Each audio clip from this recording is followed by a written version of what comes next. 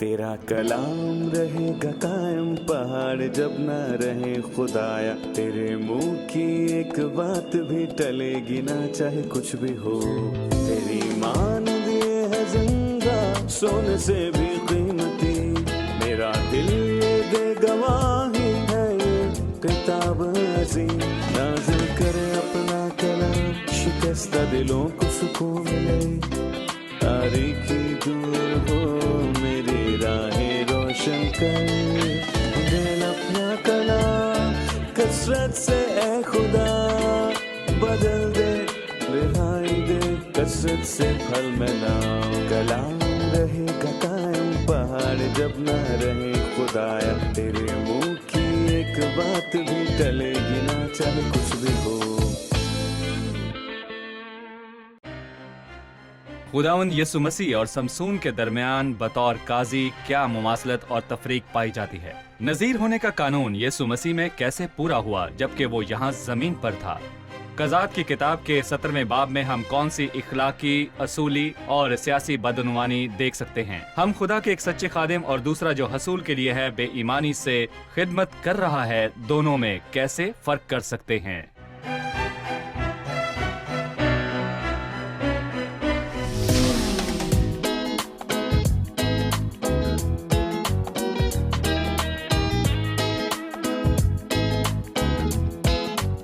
अजीज नाजरीन, मैं अयाद ज़रीफ आप सब देखने वालों को हमारे रोज के बाइबली मुतालियाती प्रोग्राम की नई किस्त में खुशामदीद कहता हूँ। आज कुज़ात की किताब की आखिरी किस्त है जो पुराने अहदनामे की तारीखी किताबों में से दूसरी किताब है। कुज़ात की किताब की आखिरी किस्त शुरू करने से पहले मैं खुदा के खादमीन को जो हमारे साथ मौजूद है खुशामदीद कहना चाहूँगा।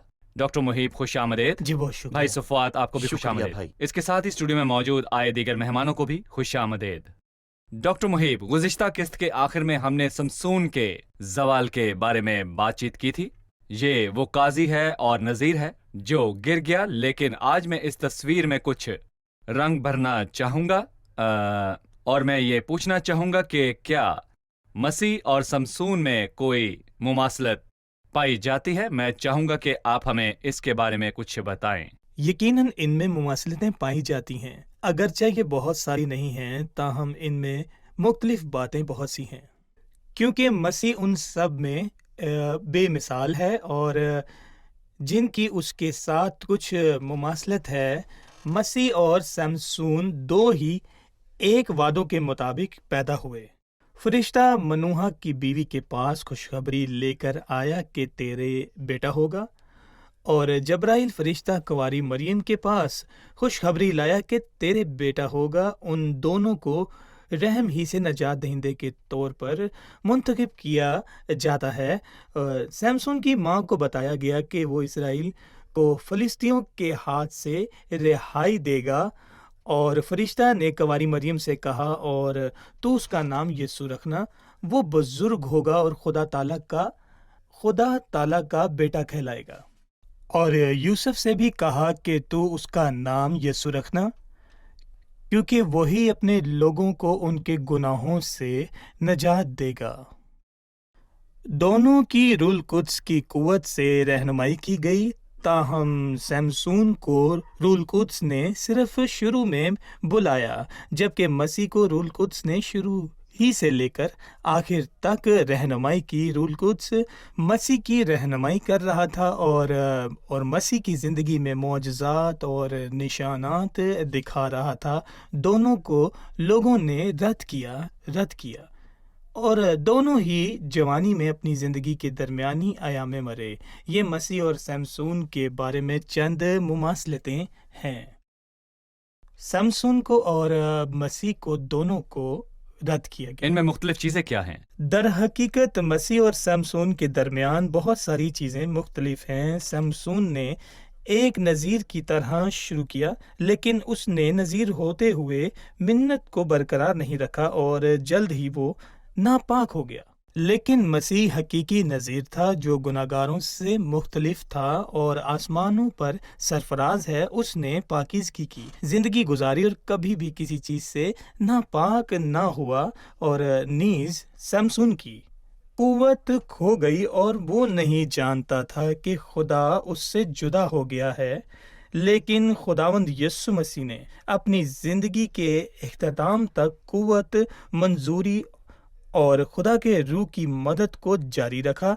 اس نے شاگردوں سے کہا کہ اسے رات میں دھوکہ دیا جائے گا اور مجھے اکیلا چھوڑ دو گے تو بھی میں اکیلا نہیں ہوں کیونکہ باپ میرے ساتھ ہے۔ اس نے یہ بھی کہا باپ نے مجھے اکیلا نہیں چھوڑا کیونکہ میں ہمیشہ وہی کام کرتا ہوں جو اسے پسند ہے۔ سیمسون نے اپنی زندگی کے آخر میں دعا کی اور مسیح نے بھی اپنی زندگی کے آخر میں دعا کی، تاہم دونوں کی دعاؤں میں بڑا فرق ہے۔ سیمسون نے بدلہ لینے کے لیے دعا کی اور کہا کہ تاکہ میں بدکاریوں فلسطینیوں سے اپنی دونوں آنکھوں کا بدلہ لوں، لیکن مسیح نے دعا کی اور ان کے لیے معافی مانگی ہے، باپ انہیں معاف کر کیونکہ یہ نہیں جانتے کہ یہ کیا کرتے ہیں۔ سیمسون نے غصے میں محل کو گرانے کے لیے اپنے ہاتھ پھیلائے تاکہ تمام ہلاک ہو جائیں، حتیٰ کہ وہ بھی ان کے ساتھ ہلاک ہو گیا، جبکہ مسیح نے صلیب پر اپنے ہاتھ پھیلائے جس نے اس کی محبت اور معافی کی تصدیق کی۔ سمسون مر گیا اور سورا اور استال کے درمیان اس کے باپ منوع کے قبرستان میں دفن ہوا اور پھر زندہ نہ ہوا، جبکہ مسیح المترا کے یوسف کی قبر میں دفن کیا گیا اور تیسرے دن زندہ ہو گیا اور موت کے بندھنوں کو کھول دیا۔ مسیح ہمیشہ بے مثال نذیر کے طور پر رہے گا جس نے آسمانوں کو خوش کیا اور باپ کی خوشنودی کو حاصل کیا۔ آپ نے کہا کہ مسیح بے مثال رہے گا کیونکہ وہ حقیقی نذیر ہے، لہٰذا میں ان 3 شرائط کے بارے میں جاننا چاہوں گا جو ایک نذیر میں ہونی چاہیے، اور سمسون ان پر قائم رہنے میں ناکام رہا۔ کیا وہ شرائط مسیح میں پوری ہوئیں؟ وہ روحانی طور پر مسیح میں پوری ہوئی لیکن لفظی طور پر نہیں۔ صحیح۔ کیونکہ نذیر کے لیے ضروری تھا کہ وہ مے یا انگور کا رس نہ پیے۔ اس کے روحانی معنی یہ ہیں کہ دنیا کی لعنتوں میں اس کا کوئی بخیرہ نہیں تھا، اور بے شک مسیح نے ایسا نہیں کیا۔ اپنی پوری زندگی میں اس کا دل دنیا کی لعنتوں میں خوش نہیں تھا، لیکن روحانی اور آسمانی چیزوں میں، جیسا کہ زبور 16 میں لکھا ہے، زمین کے مقدس لوگ وہ برگزیدہ ہیں جن میں پوری خوشنودی ہے، تیرے حضور میں کامل شادمانی ہے۔ خداوند کی شریعت میں اس کی خوشنودی ہے اور اسی کی شریعت ہر دن رات اس کا دھیان لگا رہتا ہے۔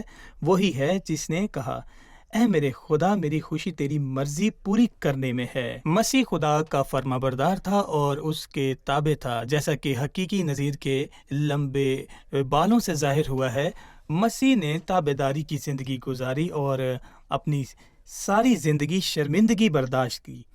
تیسری چیز یہ کہ اگرچہ مسیح نے مردوں کو چھوا اور کوڑیوں سے بھی بات کی، لیکن پھر بھی وہ کبھی ناپاک نہیں ہوا اور اس نے پاکیزگی کی زندگی گزاری۔ بھائی صفوات، ان واقعات کے بعد 17ویں باب کا آغاز ہوتا ہے۔ میں چاہوں گا کہ آپ اس کے بارے میں ہمیں کچھ بتائیں۔ قضات کا 17واں باب پڑھنا اچھا ہے۔ اس میں 3 کردار ہیں جن سے ہم کچھ اسباق سیکھتے ہیں۔ اور افرائیم کے کوہستانی ملک کا ایک شخص تھا جس کا نام میکا تھا، اور اس نے اپنی ماں سے کہا کہ چاندی کے وہ 1100 سکے جو تیرے پاس سے لے لیے گئے تھے اور جن کی بابت تو نے لعنت بھیجی، اور مجھے بھی یہی سن کر کہا، سو دیکھ وہ چاندی میرے پاس ہے، میں نے اس کو لے لیا تھا۔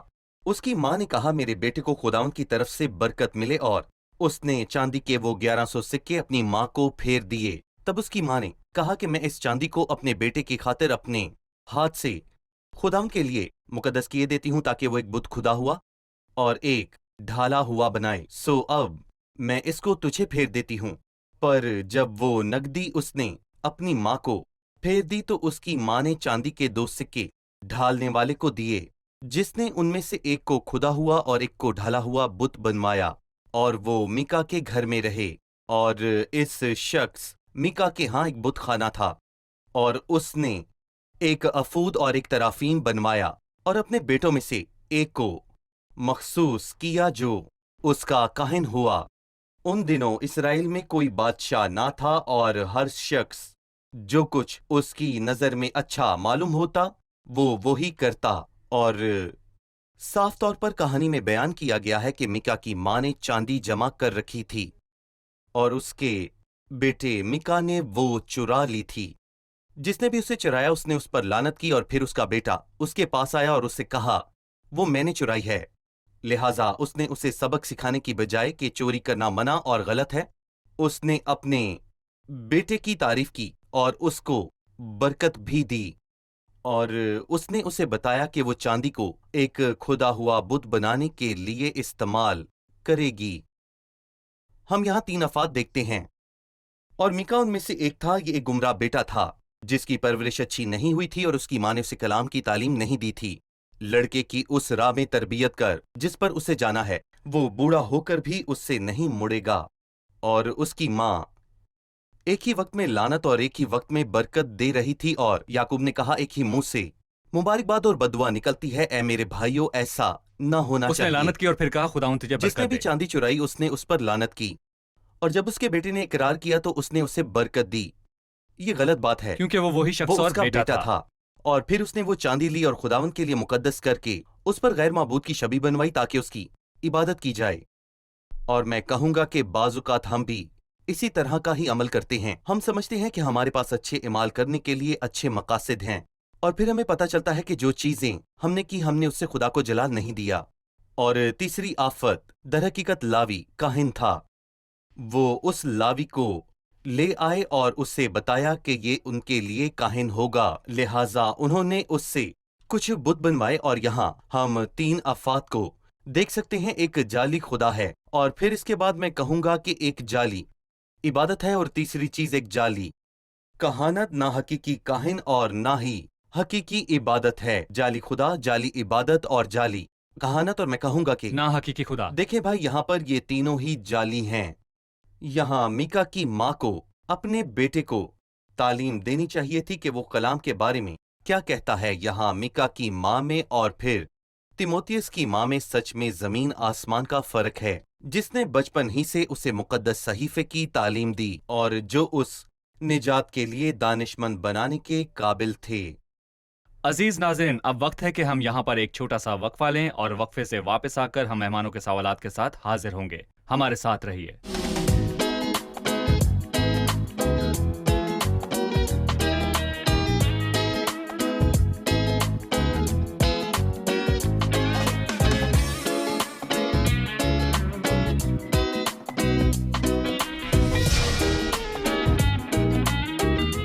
खुशामदीद, हम वक्फे से वापस आ चुके हैं। आइए अब चलते हैं अपने मेहमानों की तरफ और उनसे सवाल पूछते हैं।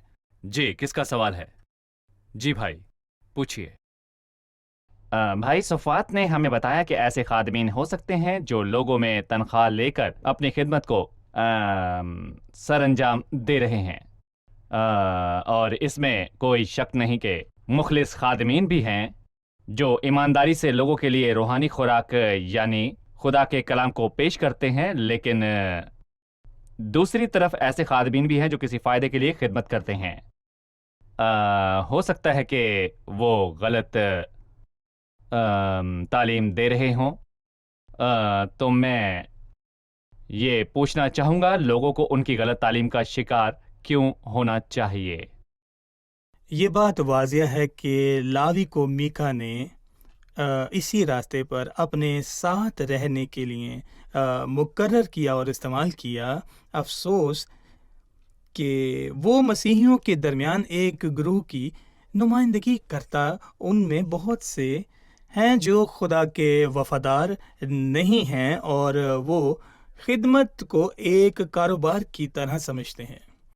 दूसरे तिमोथियस पुराने अहदनामा के काजियों के दिनों से मुताबिकत रखता है और ये इन आखिरी दिनों में मसीही माहौल की नुमाइंदगी करता है। पालूस तिमोथियस से कहता है, तू कलाम की मुनादी कर, क्योंकि ऐसा वक्त आएगा जो कि लोग सही तालीम की बर्दाश्त ना करेंगे, बल्कि कानों की खुजली के बायस अपनी अपनी ख्वाहिशों के मुआफिक बहुत से उस्ताद बना लेंगे और अपने कानों को हक की तरफ से फेर कर कहानियों पर मुतवज्जा होंगे। ऐसे लोगों से होशियार रहे। और लोग क्या सुनना चाहते हैं? हमसे झूठी नबूवत करो। वो सही तालीम सुनना नहीं चाहते।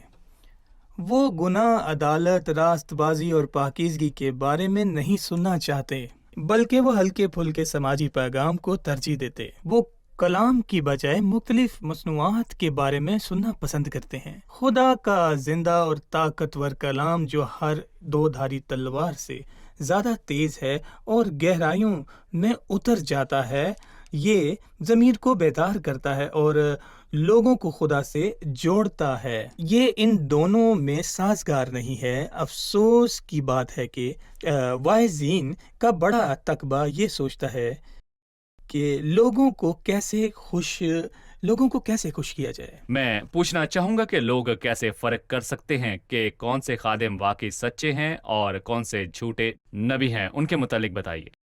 दर हकीकत खादिम वो शख्स होता है जिसे खुदा भेजता है। वो खुदा के सामने खड़ा होता है। जब वो खुदा की हजूरी से बाहर निकलता है तो एक खास पैगाम के साथ खुदा के लोगों के पास जाता है और कहता है, खुदावंद फरमाता है।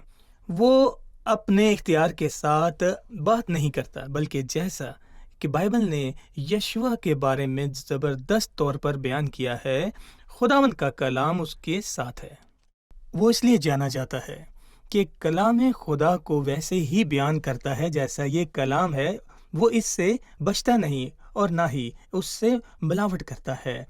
वो उसमें इंसानी सोच और इंसानी फ़िलासफ़ी शामिल नहीं करता। वो लोगों को पुरसुकून करने के लिए नफ्सियाती हल फराम करता है, बल्कि वो कलाम खुदा बयान करता है जो शिफा देता है, बचाता है और तब्दील करता है। इंजील खुदा की नजात की ताकत और लोगों की ज़िंदगियों में इखलाकी तब्दीली की ताकत है, लेकिन सुनने वाले को हर चीज़ का जायज़ा लेना और जांचना पड़ता है। अगर मैं किसी शख्स को पहली बार मुनादी करते हुए सुनता हूँ और मैं नहीं जानता कि उसने जो कुछ कहा वो दुरुस्त था या गलत, मेरी जिम्मेदारी है कि मैं हर चीज़ की जांच करूं और जो अच्छा है उसे मजबूती से थाम लूं। और मुझे ये जांचने और पूछने के लिए बाइबल में से देखना है बेरिया के लोगों का जिक्र बाइबल में कहाँ पर है? अमाल 17 बाब की 10वीं आयत में लिखा है, लेकिन भाइयों ने फौरन रातों रात पालूस और सैलास को बेरिया में भेज दिया और वहां पहुंचकर यहूदियों के इबादत खाना में गए। ये लोग थसालीकियों के यहूदियों से नेक ज़ात थे, क्योंकि उन्होंने बड़े शौक से कलाम को कबूल किया और रोज़ बरोज़ किताब मुकद्दस में तहकीक करते थे कि आया ये बातें इसी तरह हैं, बस उनमें से बतेरे ईमान लाए। बाइबल हमारे पास एक आइन की तरह है जिसके जरिए हम किसी भी उस्ताद की तालीम जांच सकते हैं। दुरुस्त। ठीक क्या है। उनकी तालीम बाइबल से हम आहंग है और किसी बात या हवाले की बुनियाद बाइबल या बाइबल से मुतजादम है? सही। एक दफा मैं कलीसिया में इबादत के लिए शामिल हुआ और उन्होंने मुझे एक मशहूर खादिम के बारे में बताया कि वो उनके पास आया था और उन्होंने इत्मीनान महसूस नहीं किया कि वो उनमें खिदमत को जारी रखे। और जब मैंने उनसे वजह पूछी तो उन्होंने कहा कि जब हमने उनकी बीवी के बारे में पूछा तो उन्होंने कहा कि हमारे दरमियान ताल्लुकात अच्छे नहीं, हम तलाक की तरफ बढ़ रहे हैं, सो इसलिए हमने उन्हें मजीद खिदमत करने से रोक दिया। खुदा के लोग तालीम याफ्ता हैं और वो पहचानना जानते हैं। हाँ, बिल्कुल वैसे ही जैसे कान बातों की जांच करते हैं और जुबान खुराक का जायका चखती है, बिल्कुल ऐसे ही हमें सच्चाई को जानना है और जानना है कि क्या सही है और क्या गलत है। मैं जी चाहता हूं। हाँ, लिहाजा जिसके पास खुदा का कलाम है वो कभी उलझन का शिकार नहीं होता, क्योंकि खुदा का कलाम चिराग और निशान यही है। हर रिश्ते में कामयाबी की बुनियाद है, चाहे वो खुदा के साथ हो या फिर सही। इंसानों के साथ। अगर हम खुदा का कलाम नहीं देखते तो हम गुमराह हो सकते हैं। आपने जो पहले कहा मैं उसके बारे में आपसे सवाल पूछना चाहूंगा। और जिस बाब का हम मुतालिया कर रहे हैं उसमें एक मजहबी बदनामी है, जहां हम एक शख्सी देवता, एक शख्सी काहिन और एक शख्सी खादिम देखते हैं। फिर 19वें बाब में हम एक इखलाकी बदनामी देखते हैं। आप मुझे उस लाकानूनियत की हालत के बारे में बताइए जिसमें कज़ात की किताब के आखिरी दिनों में वहां इखलाकी और मजहबी लाकानूनियत थी। इस इखलाकी और मैं कहूँगा सियासी इंतशार की वजह उनकी नापाकी की हालत थी। हमें ये नहीं भूलना कि हमारा खुदा पाक है और वो चाहता है कि हम भी पाक रहें। दरअसल हम सबको समसून की कहानी पढ़ते हुए बहुत ही दुख हुआ और हैरत की बात यह है कि वो एक के बाद एक दफा गिरता क्यों चला गया। और मैं सबको याद दिलाना चाहूंगा कि सब पाक रहें और हमें दुआ भी करनी चाहिए, लेकिन अफसोस के समसून ने अपनी जिंदगी में 2 दफा दुआ की। پہلی دفعہ اپنی زندگی کے آغاز میں کہ وہ زندہ رہے اور پھر اپنی زندگی کے آخر میں دعا کی کہ وہ مر جائے. جو نہیں دعا کرتا وہ گر سکتا ہے. لیکن ہم ہمیشہ اپنے بھائیوں کی حوصلہ افزائی کرتے ہیں اور انہیں نصیحت کرتے ہیں کہ وہ دعا کریں اور بائبل پڑھیں اور خدا کی خدمت کرنے میں مشغول رہیں، غیر معمولی کام کے طور پر نہیں. لیکن جب میں خدا کے معاملات سے ہٹتا ہوں تو گر جاؤں گا. میں اپنے تمام بھائیوں کو، نوجوانوں کو، مردوں، عورتوں کو اور بزرگوں کو باخبر کرنا چاہتا ہوں کہ ناپاکی سے ہوشیار رہیں، گناہ سے ہوشیار رہیں، اور اس سے کوئی فرق نہیں پڑتا کہ آپ کس کے بیٹے یا بیٹی ہیں. داؤد کے بیٹے نے دھیان نہیں دیا اور وہ گر گیا اور وہ اسرائیل کے احمقوں میں سے ایک بن گیا. اور ایسا ہی قبیلوں کے سردار یعقوب کی بیٹی کے ساتھ ہوا. پیدائش 34 میں ایک سانحہ ہوا اور پھر دوسرے سیموئیل کے 11ویں باب میں سانحہ ہوا. اور پیدائش کے 34ویں باب میں یعقوب کی اکلوتی بیٹی باہر گئی اور وہ اس کی اکلوتی بیٹی تھی. کسی نے اس سے یہ نہیں پوچھا کہ وہ کہاں جا رہی ہے اور نہ ہی کسی نے اس سے پوچھا کہ اس کے دوست کون ہیں. لیکن پھر کیا ہوا؟ ہوی ہمرو کے بیٹے سکم نے اسے وہاں پر دیکھا. ویسے میں کہوں گا کہ ان الفاظ کے معنی بھی ہمیں سبق سکھاتے ہیں. اور پھر ہوی ہمرو کے بیٹے نے اسے روکا اور پھر ایک سانحہ پیش آیا. نہ صرف ایک اخلاقی واقعہ پیش آیا بلکہ خانہ جنگی شروع ہو گئی. لہٰذا ہمیں خبردار رہنے اور پاکیزگی کی پیروی کرنے کی ضرورت ہے. خود کو پاک رکھیں. اس سے کوئی فرق نہیں پڑتا چاہے آپ خادم کے ہی بیٹے ہوں. اس سے کوئی فرق نہیں پڑتا کہ آپ کس کی بیٹی ہیں، ایک پادری کی یا پھر وزیر کی. دراصل ہمیں چھوٹی چھوٹی چیزوں سے خبردار رہنا ہے جو سانحوں اور بڑے بڑے مسائل کی وجہ بن سکتی ہے. اسی لیے بائبل کہتی ہے کہ ہمارے لیے لومڑیوں کو پکڑو، ان لومڑیوں کے بچوں کو جو پاکستان خراب کرتے ہیں. اور میں کہوں گا کہ خدا کے لوگوں کو بلا ناغہ دعا کرنی ہے اور خدا کے تمام لوگوں کو پاک اور خالص رہنا ہے. عزیز ناظرین، یہ انتباہ میرے اور آپ کے لیے ہے. گناہ جو بہت قریب سے چمٹا ہوا ہے ہم میں سے کسی کو بھی پھسلا سکتا ہے. میں آپ کو بتانا چاہتا ہوں کہ میرے اور میرے خاندان کے ایمان کے طویل سفر سے کوئی فرق نہیں پڑتا. یاد رکھیں کہ خدا کے لوگ ناپاکی اور بت پرستی میں پڑ گئے تھے. یہ ہمارے لیے ایک انتباہ ہے کہ اگر ہم اپنے خدا سے نہیں لپٹیں گے تو ہم گناہ سے دور نہیں رہ سکتے. ہم ایک چھوٹے سے وقفے کے بعد واپس آئیں گے.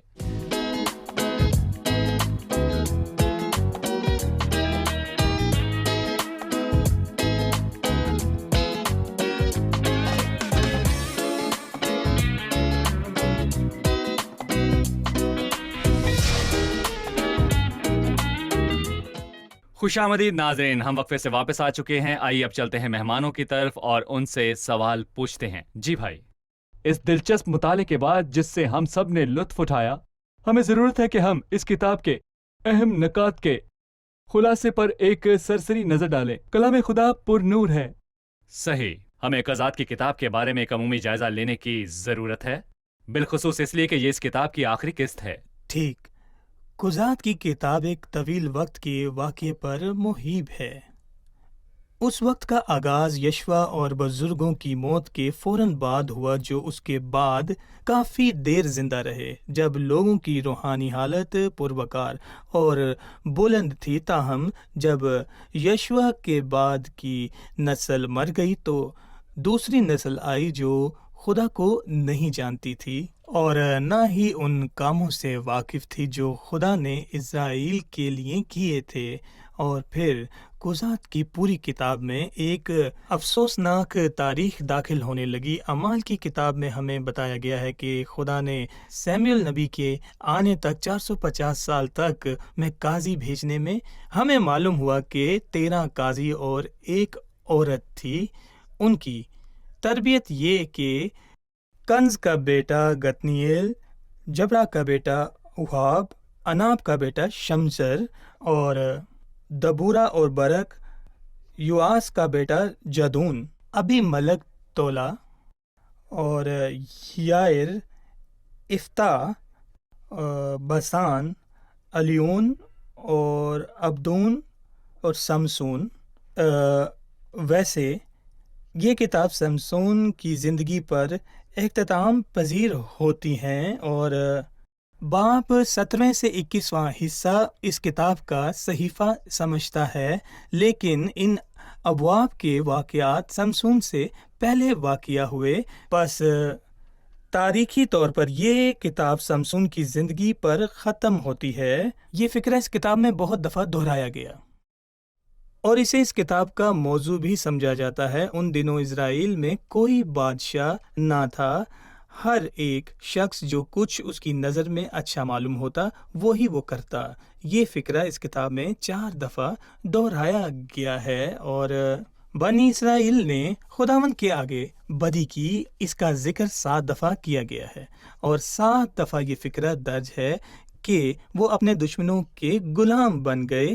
خدا کے لوگوں نے وعدہ کیے سرزمین پر خدا کو چھوڑ دیا اور غیر معبودوں کی پوجا کرنے لگے۔ کتاب کی عمومی خصوصیت ناکامی اور خدا سے بھٹک جانا ہے، لیکن اس کے ساتھ ہم انفرادی وفاداری بھی دیکھتے ہیں۔ ہم وفادار افراد کے بارے میں بھی اس میں پڑھتے ہیں۔ خدا نے انہیں اور استعمال کیا۔ قضات کی کتاب کے شروع میں ہم کالب کے خاندان کے بارے میں پڑھتے ہیں، اور پھر بتدریج زوال واقعہ ہو کر، کیونکہ انہوں نے لوگوں کو نہیں نکالا جنہیں خداوند نے نکالنے اور ان کی زمین پر آباد کا حکم دیا تھا، انہوں نے انہیں نہیں نکالا۔ وہ لوگ خدا کے لوگوں کے درمیان رہے اور انہیں گمراہ کر دیا گیا۔ کچھ عرصہ بعد یہ ہوا کہ وہ بت پرست جو اقلیت میں ان کے درمیان رہتے تھے، وہی بڑھ کر ان کے درمیان اکثریت بن گئے، اور لہذا اکثریت بت پرست لوگوں کی تھی، اور وہ ان کے درمیان اجنبیوں کی طرح وعدہ کی سرزمین پر رہ رہے تھے۔ پھر انہوں نے ان کی لڑکیوں سے شادیاں کرنا شروع کر لیں، اور پھر یہ سب باتیں بت پرستی کا سبب بنی، اور اس کا آغاز عام لوگوں نے غیر قوم بت پرست عورتوں سے شادیاں کیں، اور اس کا اختتام سمسون قاضی پر ہوا، جو کہ عام لوگوں میں سے نہیں تھا بلکہ وہ قاضی تھا۔ اس نے بھی وہی کام کیا اور فلسطی لڑکی سے شادی کی۔ کتاب کا آغاز اس جملہ سے ہوتا ہے، ہماری طرف سے کنانیوں سے جنگ کرنے کو پہلے کون چڑھائی کرے گا، اور اس کا اختتام اس پر ہوتا ہے، اس میں سے کون بنی بنیامین سے لڑنے جائے۔ یہ ان کے بھائی تھے اور ان سے لڑنا افسوسناک ہے۔ خدا کی مرضی یہ نہیں تھی کہ وہ اپنے بھائیوں کے خلاف جنگ کریں، بلکہ یہ تھی کہ وہ دشمن سے لڑیں۔ اس کتاب کی بنیادی اسباق پاکیزگی، نظم و ضبط اور لین دین کا عمل ہے، اور دوسری طرف فضل اور الہی صبر ہے جو لوگوں کی کمزوریاں، غلطیوں اور غلط اعمال کو برداشت کر رہا ہے۔ بھائی محیب آپ کا بہت شکریہ، بھائی صفوات آپ کا بھی شکریہ۔ اس کتاب کے مطالعے نے ہمیں بہت فائدہ دیا اور ہمیں انتباہ بھی کیا۔ آپ کے وقت کے لیے بہت شکریہ، خدا آپ سب کو بہت برکت دے۔ آپ کا ہمارے ساتھ ہونا اعزاز کی بات ہے۔ میں مہمانوں کا بھی شکر گزار ہوں۔ اگلے پروگرام میں آپ سے پھر ملاقات ہوگی اور ہم مل کر کلام سے فائدہ اٹھائیں گے۔ اپنا خیال رکھیے، خداوند آپ سب کو برکت دے۔